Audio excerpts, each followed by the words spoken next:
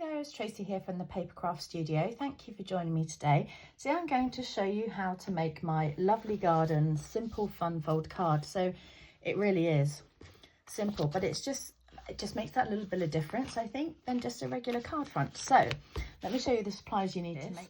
I'm using these papers. They're an online exclusive called Lovely Garden. So you can order those through me and any of the products I use in my projects. So we've got this lovely bold print here, and then these other prints. We've got some kind of patterns on the back. Same ones there. I used this in last month's class. And there's also some really pretty, quite bold on the white background as well. So I'm going to give my class ladies a choice of these two.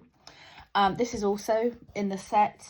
It's got these cute, sorry I've chopped them up, these cute little yellow flowers on the back, which would be great for Easter or just a spring summer card.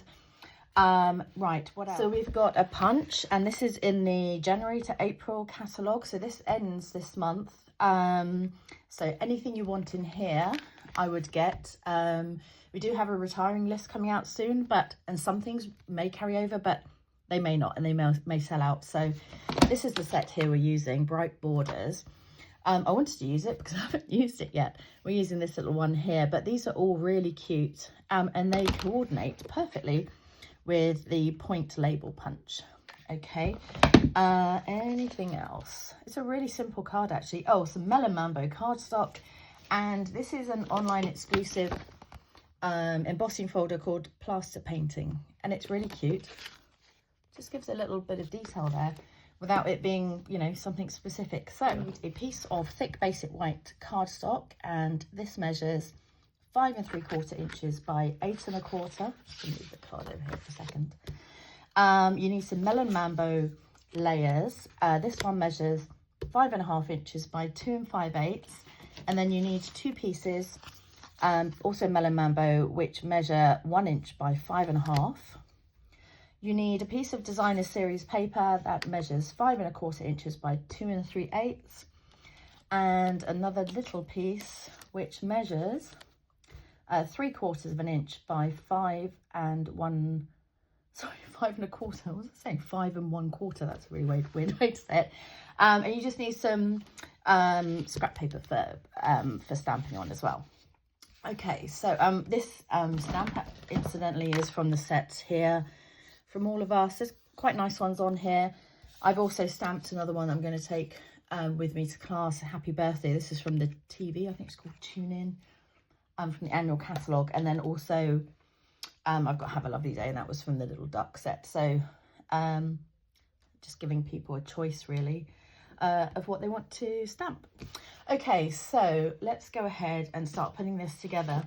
Now I've gone ahead and scored this actually because I forgot to leave one blank for my video. Normally when I do my cutting for class, I leave a set without score lines on, but I've gone ahead and already done this. So I didn't want to waste it. So on the long side, 8 1/4 size, you're going to score at 4 1/8, and it's 7 inches. Okay, and then you just simply fold in half, give it a little burnish, and then on this one you fold this one back. How simple is that? It did take me a while to get it lined up actually, and it's not a perfect kind of distance here, but it was the best I could do, and I actually wanted to see more of this anyway, so yeah, let's pretend that's how I designed it. I did design it like that. Okay, so let's pop the designer series paper on here. Glue. I haven't used this yet today, so will it play ball? Yay. Probably didn't need that extra bit there, did I? So as always, we've got a border all the way around. And there's so many colours in this designer series paper. It's beautiful. So you could pick out, you know, there's blueberry bushel. There's, is that boho? I think it is boho blue. This one, I think is fresh freesia. So, you know, really pretty colours in here. You could choose whichever you like, really. So I'm just going to see which way shows the most. I'm going to go that way. Okay, so yeah, it's a really versatile card, this. You could use it with Christmas sets, so many things. This is actually the first time I've done this kind of design, so yeah, I will be doing it again, no doubt. It's so simple. Okay, one on, and then on this middle section, I'm going to emboss one of these pieces here, so I'll do that and be right back. Okay, so we've got my embossed layer and my non-embossed layer, and with this one, it doesn't really matter which way up it goes, I don't think, because you get embossed and debossed on both sides. Okay, so this one's going to go in this center here. I just wanted, because I don't have any paper or anything on this piece, I just wanted a little bit of detail in the background. And then this one, again, you're going to line up with a similar border so that when it's shut, it all looks like it's corresponding. So glue on the back of this one as well. You could make a whole stash of these ready to put together. It's really quick and simple, as you can see. Let's see if that's straight. Oh, kind of looks good. Okay, and then with this this punch and the stamp, I'm using Melon Mambo ink. Put my teeth back in. Just need some cardstock. It's a huge piece, it's not even a scrap, but it'll be fine for this. So I'm going to stamp with the little flowers pointing up this way, because that's the way the punch goes.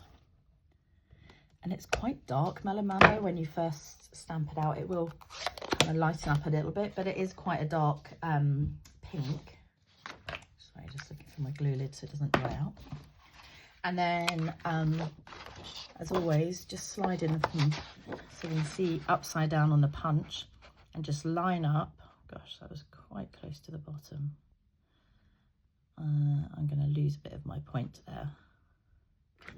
Only a tiny bit. I don't think anyone will know. Okay, so isn't that sweet? And all those other little designs on here, like a little wreath here, got these little flowers, very sweet set. And I'm a bit sad I haven't used it before today, so never mind. Okay, and then I'm going to stamp in basic grey. Sometimes I prefer basic grey to black, just to give a slightly lighter sort of shade on here. Now I'm going to try not to get my head in, as always.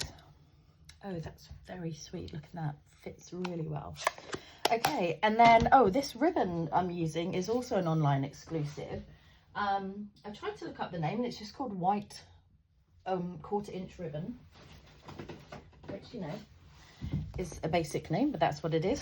It's really quite sweet. I don't think you can see it's got, there we go, the little lines on there. So we're going to cut 8 inches. I'm just going to do a bit of a diagonal at this end. 8 inches, because I want to loop it under. I'm just measuring on my grid. Okay, so with ribbon, as I always do, I kind of loop it round and then I'll fix that with a glue dot. So you can have a little practice where you want it. You know, you could have this lower down if you wanted, higher up. I don't know, I'm going to stick to the middle, I think.